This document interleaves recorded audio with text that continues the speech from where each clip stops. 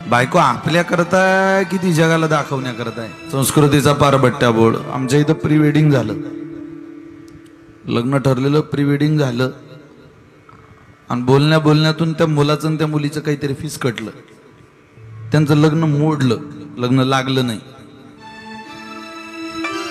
मग त्या मुलीचं दुसऱ्या ठिकाणी लग्न जोडवलं, ते लग्न लागलं. ती मुलगी नांदायला गेली, पण या मुलाचं लग्न जुळत नव्हतं. त्यानं प्री वेडिंग फोटो शूट केलेले होते त्या मुलीचे. त्याच्या सोबतचे त्या मुलीचे सगळे फोटोज तिच्या नवऱ्याला पाठवले. ते लग्न मोडलं. आता ती मुलगी बापाच्या घरी.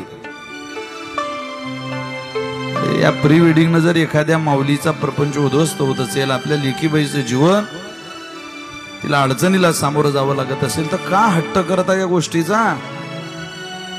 निदान बापांनी तर आवर घाला, की बापांची ताकद राहिली नाही पोराला काही विचारायची. कष्ट तुमचे, प्रॉपर्टी तुमची, मेहनत तुमची, इज्जत सन्मान. लोक तुमच्या पोराकडे पाहून नाही येतो लग्नाला तुमच्या घरी, तुमच्या तोंडाकडे पाहून लग्नाला येतात. 25 वर्षाचं कार्ट, ज्याला संबंध जोपासता येत नाही, त्याला काय अक्कलेचा भाग आहे? त्यानं गोळा केला हा समाज.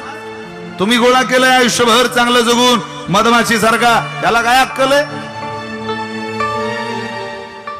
तुम्ही मधमाशी सारखं गोळा केलेलं हे भांडवल, गोळा केलेली सोन्यासारखी माणसं,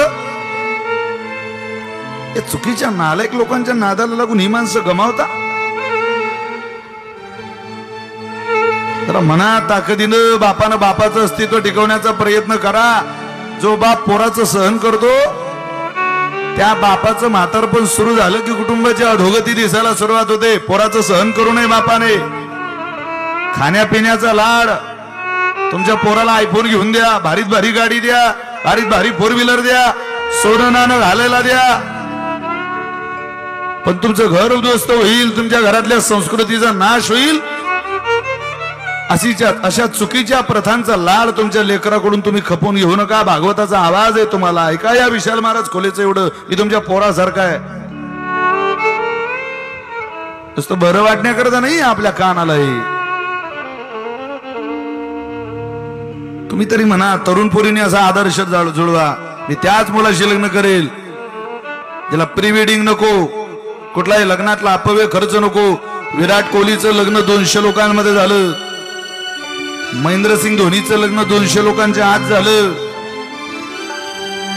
तुम्हाला मला काय उताला इतका पैशाचा?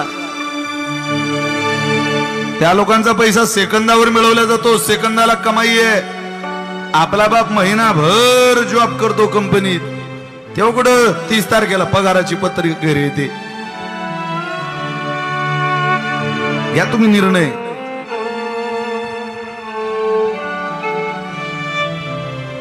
मुलींनी जर घेतला एका पातळावर सडा सारवण करून महिलांनी प्रपंच सांभाळला. तुमच्या आईला विचारा बरं, होतं का प्री वेडिंग? होता का बँड, मोतिका, इतकी भारी चप्पल, इतका मोठा घागरा, इतक्या वस्तू, इतक्या. आता नवरीला सजवायला एक बाई असते आणि नवरीच्या आईला सजवायला एक बाई असते. काय करा बरं? हे पटतंय तुम्हाला माझं? म्हणजे हे चाललंय तुमच्या भागात, मी पाहतोय ना ते. ऐका नका ऐकू, सांगणं आमचं काम आहे.